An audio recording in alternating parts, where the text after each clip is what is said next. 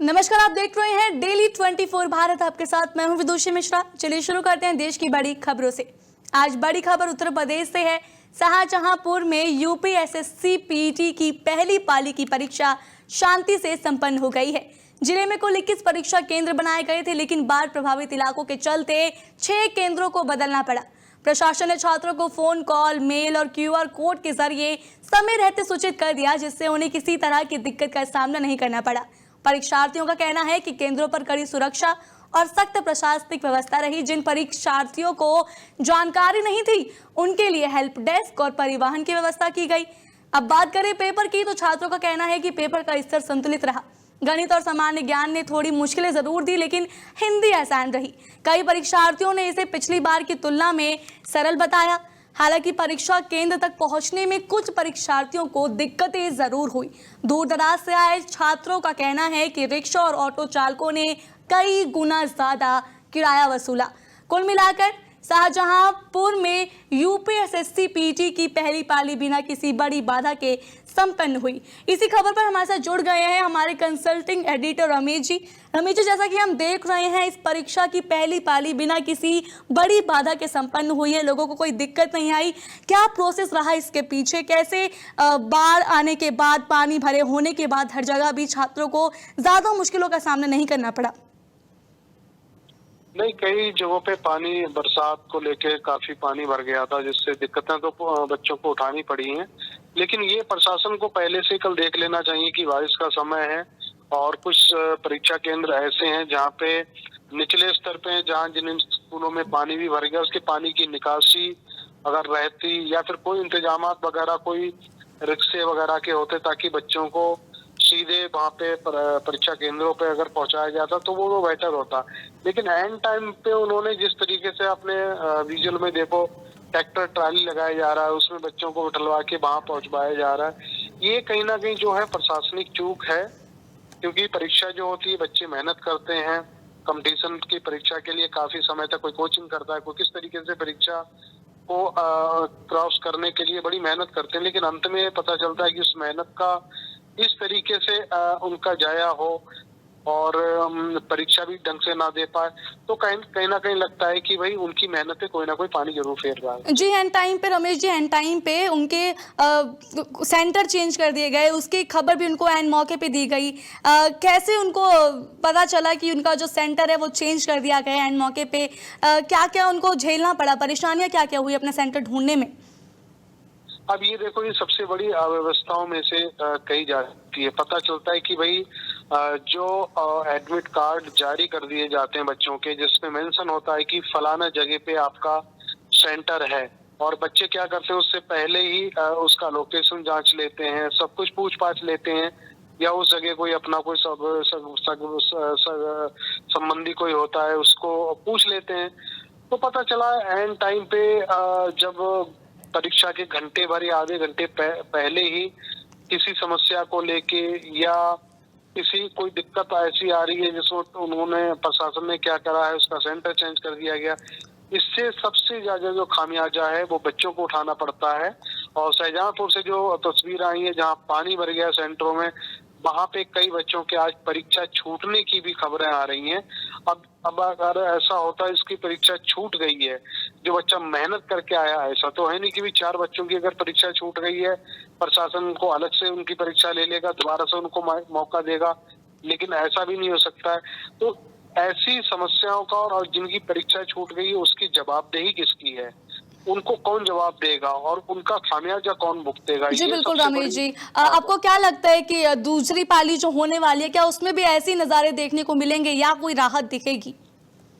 नहीं, मुझे लगता नहीं कि दूसरी पारी में इस तरह की कोई दिक्कत आनी चाहिए, क्योंकि पहली पारी से ये सब चीजों को ध्यान में रख के कहाँ समस्या आई है और किस तरीके से बच्चों को परीक्षा केंद्रों पर आसानी से पहुंचाया जा सके, इसके इंतजामात मुझे लग रहा प्रशासनिक स्तर पे कर दिए गए होंगे, ताकि किसी भी बच्चे को, परीक्षार्थी को कोई दिक्कत परेशानी नहीं आनी चाहिए थी।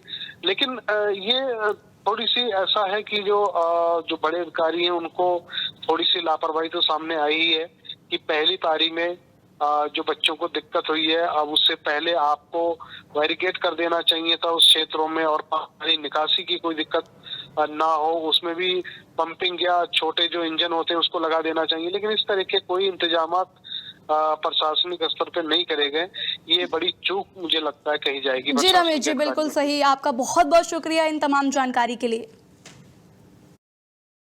जैसा कि आपने सुना, परीक्षा में लोगों को दिक्कतें भी आई, पर ऐसा कहा जा रहा है कि दूसरी पाली में ऐसी कोई दिक्कत देखने को नहीं मिलेगी। फिलहाल बात क्या होगी ये तो आने वाले समय में ही पता चलेगी।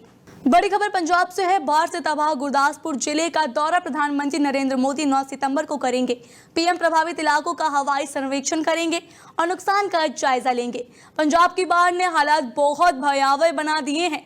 23 जिलों के 1900 से ज्यादा गांव जलमग्न हो चुके हैं। अब तक 43 लोगों की मौत हो चुकी है और करीब 1 लाख से ज्यादा हेक्टेयर फसल पूरी तरह बर्बाद हो चुकी है। इसी बीच अभिनेता और समाज सेवी सोनू सूद भी मदद के लिए आगे आए। रविवार को अमृतसर एयरपोर्ट पहुंचकर सोनू सूद ने कहा कि वो बाढ़ प्रभावित गांवों का दौरा करेंगे और राहत कार्यों में सहयोग देंगे। सोनू सूद ने साफ कहा, पंजाब को पटरी पर लाने में हफ्ते 10 दिन नहीं बल्कि महीनों लगेंगे, लेकिन हम सब मिलकर इसे जरूर कर दिखाएंगे। उन्होंने प्रभावित गांवों के लिए घर बनाने और हर संभव मदद करने का भी संकल्प लिया है। तो पंजाब में बाढ़ राहत और पुनर्वास की जंग जारी है। प्रधानमंत्री मोदी का दौरा और सोनू सूद की मदद दोनों ही प्रभावित परिवारों के लिए बड़ी उम्मीद की एक किरण बनकर सामने आई है। पंजाब में बाढ़ की कहर के बीच स्कूलों में घोषित की गई छुट्टियों को लेकर बड़ी खबर सामने आई है। जानकारी के अनुसार पंजाब के सभी स्कूल कॉलेज खुलने जा रहे हैं। इसे लेकर पंजाब के शिक्षा मंत्री हरजोत सिंह बैंस ने सोशल मीडिया प्लेटफॉर्म एक्स पर पूरी जानकारी शेयर की है। उन्होंने एक्स पर पंजाब राज्य में शैक्षणिक संस्थानों के खुलने के संबंध में महत्वपूर्ण सूचना एवं निर्देश जारी करते हुए लिखा है कि राज्य के सभी सरकारी, निजी एवं सहायता प्राप्त स्कूल, कॉलेज और विश्वविद्यालय कल से सामान्य रूप से खुलेंगे। यदि कोई स्कूल या कॉलेज बाढ़ से प्रभावित होता है तो उसे बंद करने का निर्णय संबंधित जिले में डिप्टी कमिश्नर द्वारा लिया जाएगा। वहीं निजी स्कूलों के संचालकों के लिए ये सुनिश्चित करना अनिवार्य होगा कि स्कूल भवन और कक्षाएं पूरी तरह सुरक्षित हो ताकि छात्रों और शिक्षकों की सुरक्षा सुनिश्चित की जा सके। उन्होंने बताया कि राज्य के सभी सरकारी स्कूल 8 सितंबर को छात्रों के लिए बंद रहेंगे। शिक्षक स्कूलों में उपस्थित रहेंगे और स्कूल की सफाई एसएमसी, पंचायतों, नगर परिषदों और निगमों के सहयोग से की जाएगी। शिक्षकों द्वारा स्कूल भवनों का गहन निरीक्षण किया जाएगा। यदि कोई समस्या या दोष पाया जाता है तो इसकी सूचना तुरंत जिले के उपायुक्त और इंजीनियरिंग विभाग को दी जाए। इसके बाद सभी सरकारी स्कूल 9 सितंबर से सामान्य रूप से खुल जाएंगे।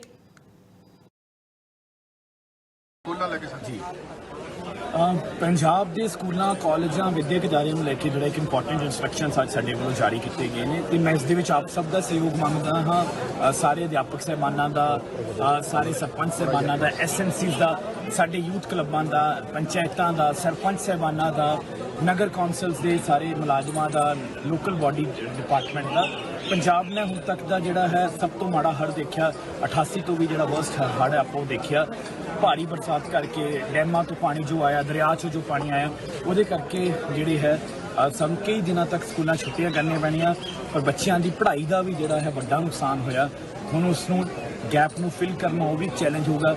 ਇਹ ਅਧਿਆਪਕਾਂ ਦੀ ਇੱਕ ਵੱਡੀ ਜ਼ਿੰਮੇਵਾਰੀ ਹੈ ਤੇ ਕੱਲ੍ਹ ਤੋਂ ਪੰਜਾਬ ਦੇ ਸਾਰੇ ਪ੍ਰਾਈਵੇਟ, ਸਰਕਾਰੀ, aided, unaided colleges, universities, ITIs खुलनगियां।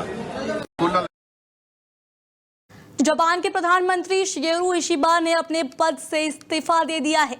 National broadcaster NHK के हवाले से ये खबर आई है। दरअसल जुलाई में हुए चुनाव में उनकी पार्टी लिबरल डेमोक्रेटिक पार्टी यानी एलडीपी और सहयोगियों को ऐतिहासिक हार झेलनी पड़ी थी।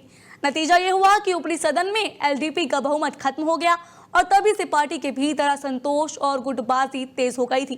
इसी राजनीतिक संकट को शांत करने के लिए प्रधानमंत्री इशिबा ने रविवार को इस्तीफे का ऐलान किया है। हालांकि कुछ ही हफ्ते पहले उन्होंने साफ कहा था कि वो अपने कार्यकाल में अमेरिका के साथ हुए टैरिफ समझौते को लागू कराना चाहते हैं, लेकिन अचानक हालात ऐसे बने कि उन्हें कुर्सी छोड़नी पड़ी। आपको बता दें, जापान की राजनीति में पिछले 5 साल से लगातार अस्थिरता बनी हुई है। कोई भी प्रधानमंत्री लगातार 3 साल तक टिक नहीं पाया है। इशिबा भी महज 11 महीने की सत्ता संभाल सके। अब सवाल है कौन बनेगा जापान का अगला प्रधानमंत्री। एलडीपी जल्द ही नेतृत्व चुनाव करा सकती है, लेकिन ये इस्तीफा सिर्फ जापान की आंतरिक राजनीति तक सीमित नहीं रहेगा। इसका असर अमेरिका जापान रिश्तों और व्यापार समझौतों पर भी पड़ सकता है। तो जापान में सियासी हलचल तो तेज है और दुनिया की नजरें टोक्यो की सियासत पर टिकी हुई है। रूस ने यूक्रेन पर अब तक का सबसे बड़ा हवाई हमला किया है। यूक्रेनी एयरफोर्स के मुताबिक रात भर 805 ड्रोन और 13 मिसाइलें दागी गई। इनमें से ज्यादातर को मार गिराया गया, लेकिन राजधानी कीव का कैबिनेट ऑफ मिनिस्टर्स भवन सीधा निशाना बना और उसमें भीषण आग लग गई। हमले में एक महिला और एक शिशु सहित कई लोगों की मौत हुई है, जबकि दर्जनों घायल हैं। रूस का दावा है कि उसने सैन्य ठिकानों को निशाना बनाया, लेकिन यूक्रेन का कहना है कि नागरिक ढांचे और सरकारी इमारतों पर हमला हुआ। प्रधानमंत्री यूलिया ने कहा है कि इमारतें दोबारा बन जाएगी, लेकिन जिंदगियां नहीं लौटेगी और दुनिया से ठोस कदम उठाने की अपील की। राष्ट्रपति जेलेंस्की ने भी पश्चिमी देशों से एयर डिफेंस सिस्टम देने की मांग तेज कर दी है। रूस यूक्रेन युद्ध का ये हमला बताता है कि हालात और ज्यादा गंभीर होते जा रहे हैं। यूक्रेन की राजधानी कीव पर रूस ने बीती रात अब तक का सबसे बड़ा ड्रोन और मिसाइल अटैक किया। यूक्रेनी वायुसेना के मुताबिक रूस ने 805 ड्रोन और 13 मिसाइलें दागी हैं, जिनमें से ज्यादातर को गिरा दिया गया, लेकिन कुछ ने भारी तबाही मचाई। हमले में 2 लोगों की मौत हुई, जिनमें एक महिला और उसका 6 महीने का शिशु शामिल है, जबकि कम से कम 11 लोग घायल हुए हैं। इस हमले में पहली बार कीव का कैबिनेट ऑफ मिनिस्टर्स भवन निशाना बना, जहां आग लग गई और ऊपरी मंजिलें बुरी तरह क्षतिग्रस्त हो गई। कीव के कई जिलों में आवासीय इमारतें भी प्रभावित हुई। प्रधानमंत्री यूलिया ने कहा कि इमारतें तो दोबारा बन सकती है, लेकिन जिंदगियां नहीं लौटेंगी। वहीं राष्ट्रपति जेलेंस्की ने पश्चिमी देशों से एयर डिफेंस सपोर्ट बढ़ाने की अपील की। यह हमला साफ दिखाता है रूस और यूक्रेन युद्ध अब और अधिक खतरनाक मोड़ पर पहुंच चुका है। प्रधानमंत्री नरेंद्र मोदी का 75वां जन्मदिन 17 सितंबर को बहुत खास अंदाज में मनाया जाएगा। दिल्ली भाजपा ने इस मौके को यादगार बनाने के लिए कमर कस ली है। 17 सितंबर से लेकर 2 अक्टूबर यानी गांधी जयंती तक भाजपा सेवा पखवाड़ा मनाएगी। इसी कड़ी में भारतीय जनता युवा मोर्चा ने शुरू किया है नमो युवा रन। दिल्ली में आयोजित इस कार्यक्रम की शुरुआत हुई एक खास अंदाज में, जब एक्टर और फिटनेस आइकन मिलिंद सुमन ने खुद मंच पर आकर पुशअप्स किए। जी हां, भाजपा समर्थकों के बीच उन्होंने पुशअप चैलेंज लेकर युवाओं में जोश और ऊर्जा भर दी। इस अभियान की शुरुआत भाजपा सांसद तेजस्वी शर्मा और केंद्रीय खेल मंत्री मनसुख मंडाविया ने की और अब ये कार्यक्रम लगातार युवाओं को जोड़ने और फिटनेस का संदेश देने वाला है। कुल मिलाकर पीएम मोदी का 75वां जन्मदिन इस बार होगा सेवा, संकल्प और फिटनेस के साथ बिल्कुल अलग अंदाज में। फिलहाल आज के लिए खबरों में बस इतना ही। आपसे फिर मिलेंगे ऐसी और बड़ी खबरों के साथ। तब तक देखते रहिए डेली 24 भारत। नमस्कार।